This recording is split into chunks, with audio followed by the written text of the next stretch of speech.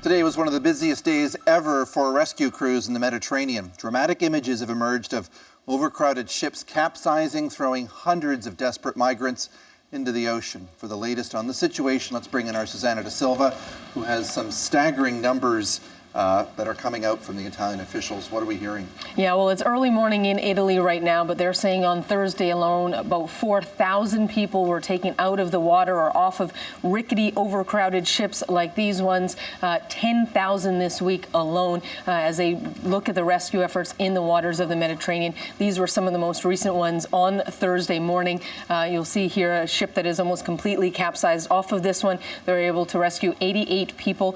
There were at least 20 bodies in the water. Crews trying to drop life jackets, dinghies, whatever they could to try to get there and help the people that they were finding in the water.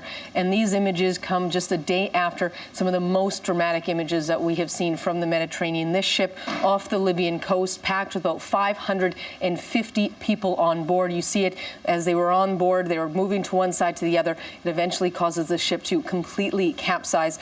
Italian naval officials were nearby capturing these images as everyone is trying to obviously swim away, not wanting to be trapped underneath this vessel. It is believed that they got about 550 people off. Only about 5 people were killed, though it isn't clear if there are any others that are still missing. And we heard from the captain on board the Italian naval vessel who watched this and described essentially being almost frozen, looking at the images of the humanity of these people falling off this boat, but then feeling the need they needed to act and act quickly.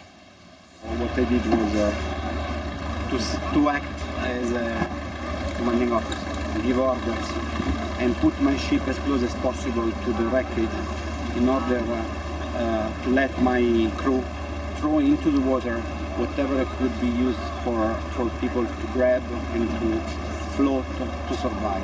That's what we did. Yeah, strong emotion, of course. But sometimes you need to manage your emotion.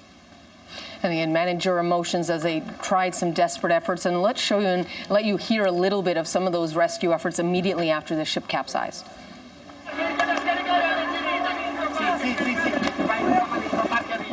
And you see the crew there just tossing life jackets in the water, trying to give instructions to people who were in the water, pulling them on board that vessel. The survivors were all brought to Sicily, some injured, some in stretchers. Again, at least 5 were killed in this. And this is really the beginning of some of the busiest time of the year. It is warmer weather, it is calmer water. You're now beginning to see more migrants trying to cross the water, as well as because of changes that have been made to the borders along Greece, some of the Balkan countries that have closed them down. Italy is now being seen as one of the favorite routes that people are going to be trying to get to as the summer carries on. We've been talking with Italy here, but obviously there's a big concern in Greece too. What's been going on there? Well, in Greece right now, they believe about 54,000 people. They've been working to clear up an unofficial camp that had been set up near the now closed Macedonian border. They say many of them have been moved to other camps, but some of the ones who are now here and been moved elsewhere are saying they are now again looking for smugglers to try to find some other way to get them to other parts of Europe. Thanks, Susanna.